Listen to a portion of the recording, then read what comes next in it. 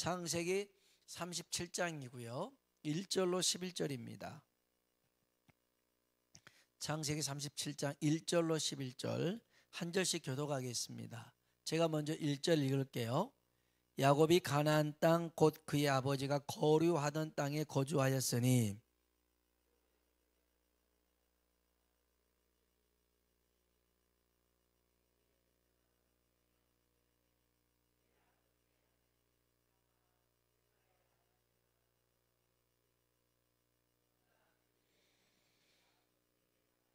요셉은 노년에 얻은 아들이므로 이스라엘이 여러 아들들보다 그를 더 사랑하므로 그를 위하여 채색 옷을 지었더니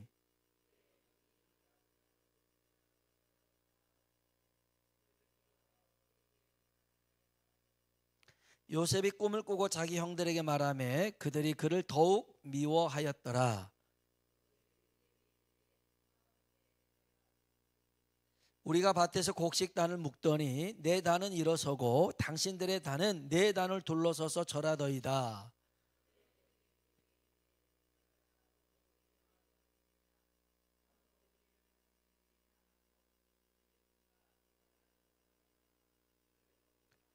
요셉이 다시 꿈을 꾸고 그의 형들에게 말하여 이르되 내가 또 꿈을 꾼즉 해와 달과 열한 별이 내게 절하더이다 하니라.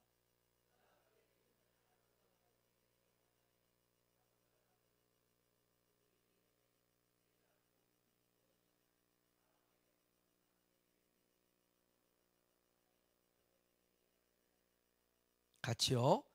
그의 형들은 시기하되 그의 아버지는 그 말을 간직해 두었더라. 아멘. 인사합시다. 하나님의 은혜가 당신에게 임하기를 원합니다. 당신에게 임하기를 원합니다. 한 번 더 하나님이 당신에게 복 주시기를 원합니다. 아멘. 그 성공의 인생에 대해서 인터넷에 이런 글이 떠돌더라고요. 연령대별로 성공한 인생의 기준이 있더라고요. 10대들은 어떤 게 성공한 인생이냐? 성공한 아버지를 뒀으면 성공한 거래요. 성공한 아버지를 뒀으면. 그래서 예전에 우리 아이들도 10대 때 그랬던 것 같아요. 자기 꿈은 재벌 2선, 발음도 안 되네. 재벌 2세인데 아빠가 노력을 안 한다고.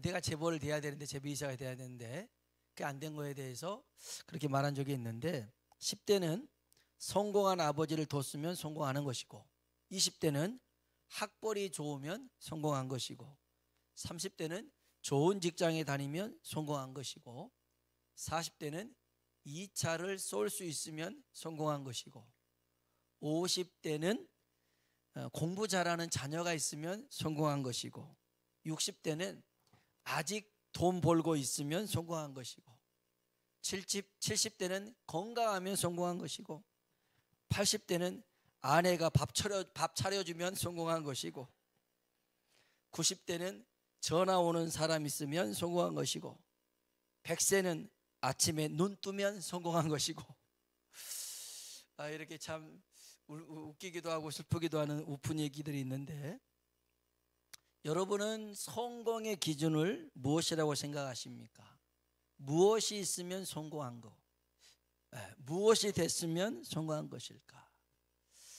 흔히들 성공한 인생을 말할 때 좋은 집에서 살고 좋은 차를 타고 좋은 직장을 다니고 좋은 음식을 먹고 좋은 비행기 좌석을 타고 좋은 곳으로 여행을 다니며 사는 것, 흔히 성공한 인생이라고 얘기합니다. 그러면 여기서 좋다고 말하는 기준이 뭘까? 비싼 거죠. 비싼 집에서 살고 편한 거겠죠. 비행기 편한 좌석에 타고 그 다음에 좋은 음식이 뭐예요? 비싸고 맛있는 음식 아니겠어요? 결국 좋다, 성공하다 기준이 돈이 많은 것을 의미할 수 있는데 그러면 돈이 많으면 성공한 걸까? 시편 73편에 보면 아삽이라는 사람이 시를 썼어요. 이 아삽은 레위 지파 후손이에요. 그래서 이제 찬양단, 지휘자, 성가 대장 이런 유명한 선가대장이 아삽이었어요. 근데 한 번 이 아삽이 믿음이 실족할 뻔했던 적이 있어요. 그게 73편에 소개되고 있는 내용인데, 악인이 있어요. 못된 사람, 세상 사람들 중에 악한 사람이 있는데 얼마나 교만한지 몰라요. 굉장히 거만합니다. 그래서 사람들을 능욕하고요, 무시하는데, 없다고 무시하고 못 배웠다고 무시하고 또 하찮은 일을 한다고 업신여겼어요. 그런데 이 사람들을 보니까 항상 평안해 보여요. 재물도 점점 늘어나고 심지어 죽을 때까지 건강하고 또 죽어도 고통 없이 죽고, 아니 하나님 안 믿고 그렇게 세상에 그냥 악하게 살아가는 사람들도 이렇게 잘 사는데, 자기는 하나님을 믿는데 늘 고통 가운데 살아요. 없어요. 고난과 역경 속에 파묻혀 살아가는데, 야, 이건 뭐지? 내가 정말 하나님을 믿는 게 제대로 믿고 있나? 하나님 믿는다면서 내 삶을 왜 이러지? 이런 자괴감에 빠지죠. 우리 한번 시편 73편 1절로 5절에 있는 말씀을 천천히 한번 읽어볼까요? 하나님이 참으로 이스라엘 중 마음이 정결한 자에게 선을 행하시나 나는 거의 넘어질 뻔하였고 나의 걸음이 미끄러질 뻔하였으니 이는 내가 악인의 형통함을 보고 오만한 자를 질투하였음이로다. 그들은 죽을 때도 고통이 없고 그 힘이 강건하며 사람들이 당하는 고난이 그들에게는 없고 사람들이 당하는 재앙도 그들에게는 없나니. 아멘. 여기서 끝이었네. 아니 너무너무 잘 사는 거예요. 그래서 12절에 보면, 12절도 한번 읽어봅시다. 볼지어다 이들은 악인들이라도 항상 평안하고. 아멘. 아니 악한 사람이라면 하나님이 벌을 줘가지고 늘 불안하게 만들고 재물도 다 뺏어가서 쫄딱 거지되게 만들어야 되는데 그게 아니더라는 거예요. 그런데 자기는 이 아삽이라는 그 믿음 좋다고 하나님 앞에서 예배 때마다 찬양 인도하고 막 이런 자기는 어떤 상황이냐. 14절 한번 볼까요? 읽어봅시다. 나는 종일 재난을 당하며 아침마다 징벌을 받았도다. 아멘. 이야, 그냥 고난 속에 파묻혀 살아가는 거예요. 너무 비교가 되는 거예요. 비교를 안 하려고 해도 악인은 저렇게 형통하는데 나는 왜 이렇게 고난으로 그 길 가운데 살아가는가. 답을 못 찾았어요. 그러다가 그 답을 어디서 찾냐면 하나님 앞에서 성전에 나와서 기도하다가 예배하다가 그가 발견합니다. 성경 17절에 있는 말씀이에요. 같이 한번 읽어봅시다. 하나님의 성소에 들어갈 때야 그들의 종말을 내가 깨달았나이다. 아멘. 하나님의 성소에 들어갈 때, 하나님 말씀을 들을 때 그들의 종말을 알게 된 게 뭐냐. 이 땅의 삶이 인생의 전부가 아니더라는 것이죠. 인생의 끝이 이 세상이 아니라는 겁니다. 히브리서 9장 27절에 한 번 죽는 것은 사람에게 정한 것이요 그 후에는 심판이 있더라는 것입니다. 아무리 여기서 이 땅에서 잘 먹고 잘 살아도 그게 끝이 아니라 그 죽음 넘어서 하나님의 심판이 있더라는 것이죠. 그걸 깨달은 거예요. 바울도 이와 비슷한 고백이 한 적이 있어요. 정말 주를 위해서 열심을 다하는데 그 삶은 고난이고 접경이고 아주 너무 힘든 그런 삶 속을 살아가요. 그러면서 이런 말을 합니다. 우리가 믿는 게 이 세상뿐이라면, 이 세상이 전부라면 우리는 세상에서 가장 불쌍한 사람이다. 하지만 이 세상이 전부가 아니고 장차 나중에 우리에게 영광의 날이 영광의 처소가 기다리고 있더라는 것이죠. 고린도전서 15장 19절입니다. 읽어볼까요? 만일 그리스도 안에서 우리가 바라는 것이 다만 이 세상의 삶뿐이면 모든 사람 가운데 우리가 더욱 불쌍한 자이로라. 아멘. 그쵸? 이 땅의 삶이 전부라면 우리는 이렇게 살 필요가 없어요. 더 즐기면서 마음껏 하고 싶은 거 다 하면 돼요. 목사도 막 노래방 가서 막 노래 신나게 부를 수도 있잖아요. 목사라고 술 안 먹는 것도 아니잖아요. 못 먹는 거 아니에요. 막 목사가 술 먹으면 알러지 나가지고 그렇지 않아요. 먹을 수 있는데 안 먹는 것 뿐이에요. 그리고 세상 즐길 거다 다 즐길 수 있겠죠. 성질대로 살 수 있겠죠. 욕도 할 수 있겠죠. 근데 안 하는 것 뿐이에요. 못 하는 게 아니에요. 안 하는 것 뿐이에요. 왜? 하면 하나님도 안 좋아하시고 나도 안 좋고 이거 회복하기가 힘드니까 안 하는 것 뿐이에요. 시원하게 할 수도 있어요. 시원하게 할 수도 있어요. 근데 우리 그거 다 참아내잖아요. 다 내가 인내하고 희생하잖아요. 왜요? 하나님 앞에서 서는 그날이 있기 때문에 그런 것 아니겠어요? 그래서 이 아삽이 악인의 형통을 보면서 거의 실족할 뻔했지만 그들의 끝을 깨닫고 난 다음에 성공한 인생의 기준을 이렇게 얘기합니다. 따라합시다. 하나님께 가까이 함이 내게 복이라. 아멘. 뭐가 성공이냐? 하나님께 가까이 함이. 하나님과 가까이 살아가는 것이 우리 인생의 성공이라는 것이죠. 우리 한번 시편 73편 28절에 있는 말씀 읽어볼까요? 하나님께 가까이 함이 내게 복이라. 내가 주 여호와를 나의 피난처로 삼아 전파하리이다. 아멘. 아멘.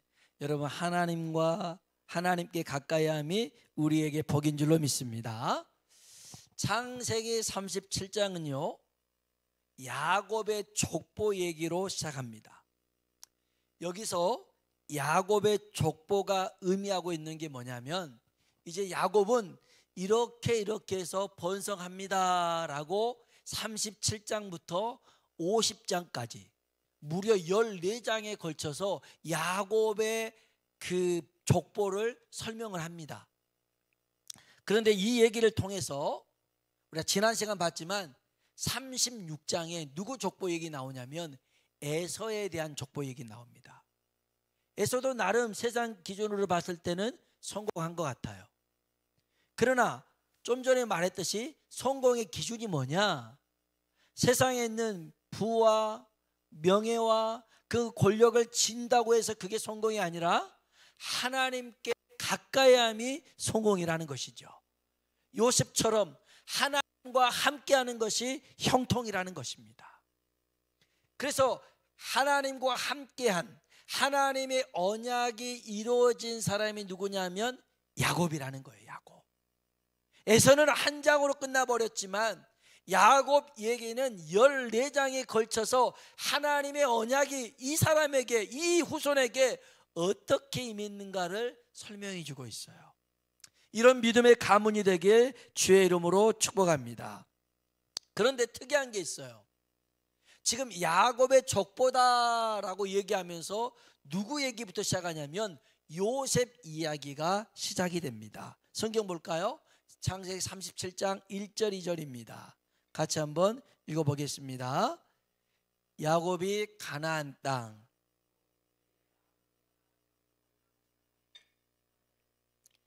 야곱의 족보는 이러하니라. 요셉이 17세의 소년으로서 그의 형들과 함께 양을 칠 때에 그의 아버지의 아내를 비라와 실바의 아들들과 더불어 함께 있었더니 그가 그들의 잘못을 아버지께 말하더라. 아멘. 다시 여기 2절 한번 보면 야곱의 족보는 이러하니라.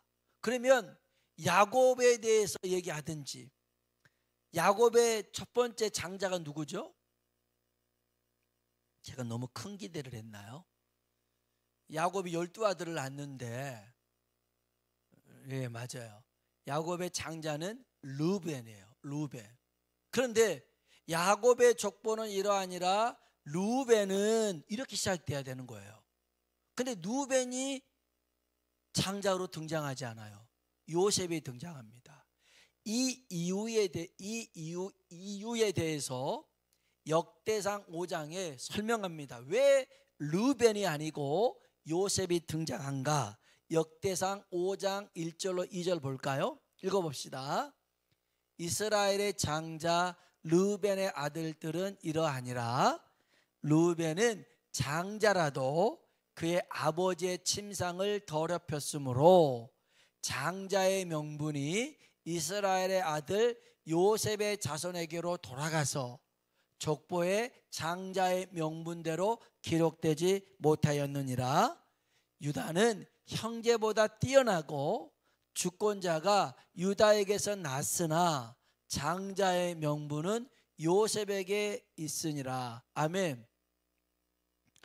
르우벤의 장자지만 이 르우벤이 어떤 일을 했냐면 그 아버지 야곱의 이제 뭐 첩이죠. 뭐 이제 라헬의 시녀였던 비라가 있는데 이 비라와 르우벤이 동침을 합니다. 참 이게 이런 일이 있나 할 정도로. 그래서 어찌 보면 그 야곱에게는 4명의 아내가 있었잖아요. 레아가 있었고 레아의 시녀였던 실바가 있었고, 그 다음에 라헬이 있었고 나의 시녀였던 비라가 있었거든요. 이 4명의 아내를 통해서 12아들이 나타났는데 르우벤이 이 나헬의 그 시녀였던 비라와 동침을 하는 그런 일이 있었어요. 그 순간에 정욕을 주체하지 못해서 아버지 안에 자신의 계모를 더럽혔죠. 이런 르우벤의 행동은 아버지의 이름을 욕되게 만들었어요. 그래서 야곱의 족보 이야기는 르우벤으로 시작된 것이 아니라 요셉 이야기로 시작이 됩니다. 뭐 나중에 또 자세하게 얘기할 수 있겠습니다만은 이제 요셉 얘기로 좀 돌아왔어요. 요셉을 이야기하면 꿈을 빼놓을 수가 없습니다.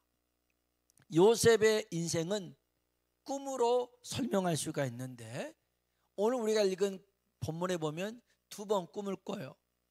한 번은 밭에서 곡식단을 거두는데 이 자기의 곡식단이 서져 있는데 그 형들의 곡식단이 자기를 향해서 절을 하더라는 거예요.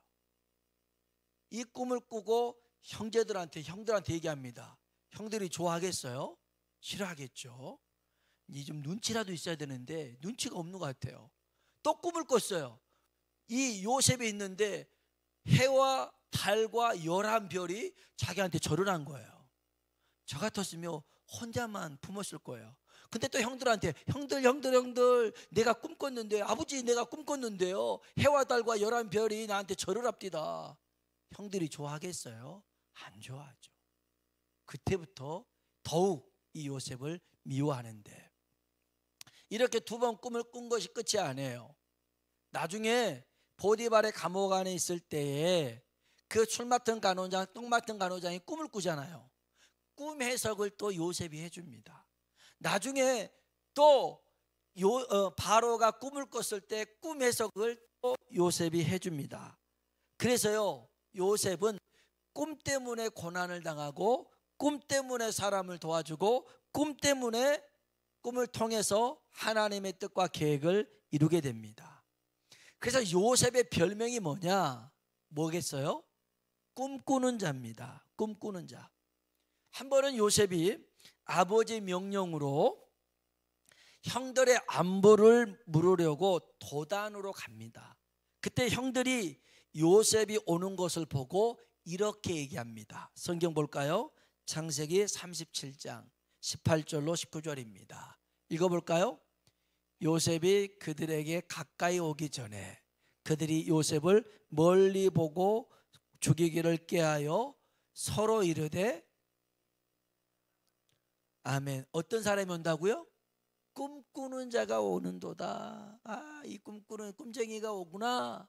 이렇게 형들이 얘기했어요. 여러분, 성경의 꿈은 지금 우리가 잠을 잘 때 꾸는 꿈과는 의미가 좀 달라요. 성경에는, 특별히 구약과 신약에는 이 꿈을 통해서 하나님의 말씀을, 계시를 이렇게 일러주기도 했어요. 그래서 에스겔이나 다니엘, 그 다음에 예수님의 아버지 요셉, 또 마리아, 이런 사람들에게 꿈으로써 설명을 해줍니다. 그래서 지금 헤롯이 널 죽이려고 하니까 피해가라, 꿈에서 이렇게 나타나서 설명을 하죠. 동방 박사들에게도 꿈으로 말씀하기도 했습니다. 자, 하나님께서 요셉에게 꿈을 꾸게 하고 꿈을 주신 것은 요셉을 통해서 하나님의 뜻을 이루고 그를 언약의 통로로 사용하시려고 꿈을 주셨어요. 오늘 우리에게는 이 마지막 때 하나님의 꿈과 환상과 비전을 주의 성령을 통해서 부어주실 줄로 믿습니다. 성령님이 이 마지막 때에 우리를 꿈꾸게 하시고 비전을 보게 하시고 환상 가운데 하나님 역사를 이루게 하십니다. 사도행전 2장 17절입니다. 같이 한번 읽어볼까요? 하나님이 말씀하시기를 말세에 내가 내 영을 모든 육체에 부어주리니 너희의 자녀들은 예언할 것이요 너희의 젊은이들은 환상을 보고 너희의 늙은이들은 꿈을 꾸리라. 아멘, 아멘. 예언하고 환상을 보고 꿈을 꾸는 것, 이건 우리가 정말 이 성경에 나와 있는 하나님의 계시, 하나님의 역사를 이루기 위한 그런 도구로서 하나님이 역사하시겠다라는 거예요. 언제요? 성령이 우리 가운데 임하셨을 때. 오늘 요셉에게 주셨던 그 꿈을 성령님을 통해서 우리에게 허락하시길 주님의 이름으로 축원합니다. 그런데 여기서 우리가 기억해야 될 것은 뭐냐? 온수 마귀라는 놈은 요셉의 형들과 같이 요셉의 꿈을 짓밟고 빼앗으려고 한다라는 것이죠. 우리 마지막으로 성경 한 구절 봅시다. 37장 18절로 20절 같이 한번 읽어볼게요. 요셉이 그들에게 가까이 오기 전에 그들이 요셉을 멀리서 보고 죽이기를 꾀하여 서로 이르되 꿈꾸는 자가 오는도다. 자, 그를 죽여 한 구덩이에 던지고 우리가 말하기를 악한 짐승이 그를 잡아먹었다 하자. 그의 꿈이 어떻게 되는지를 우리가 볼 것이니라 하는지라. 아멘. 요셉을 잡아서 구덩이에 던져놓고 거기서 죽여버리자는 거예요. 그러면 그 꿈이 어떻게 되겠느냐? 다시 한번 20절 보여주시겠어요? 여기 보면 그 꿈이 어떻게 되는지를 우리가 볼 것이라. 형들이 하는 말인데 온수 마귀가 하는 말과 똑같아요. 하나님이 우리에게 꿈을 주시잖아요. 성령을 통해서 꿈을 주시잖아요. 그게 부흥이든 그게 가족 구원이든 그게 하나님의 역사든 하나님 주시잖아요. 그런데 마귀라는 놈은 이걸 못하도록 방해를 한단 말이에요. 내가 이렇게 하면 너는 어떻게 할 건데 그 꿈이 이루어질 것 같아? 이런 문제를 주고 이런 신을 주고 이런 고난을 주면 이루어질 것 같아? 이런 식으로 덤벼들어요. 그러나 여러분 기억하십시오.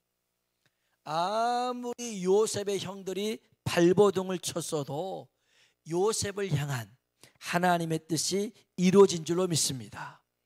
온수 마귀가 아무리 우리를 괴롭게 해도 힘들게 해도 반드시 하나님의 뜻은, 하나님의 약속은 주의 성령을 통해서 이루어질 줄로 믿습니다. 하나님을 신뢰하며 하나님께 소망을 두고 나아가는 우리 모두가 되길 주의 이름으로 축원합니다.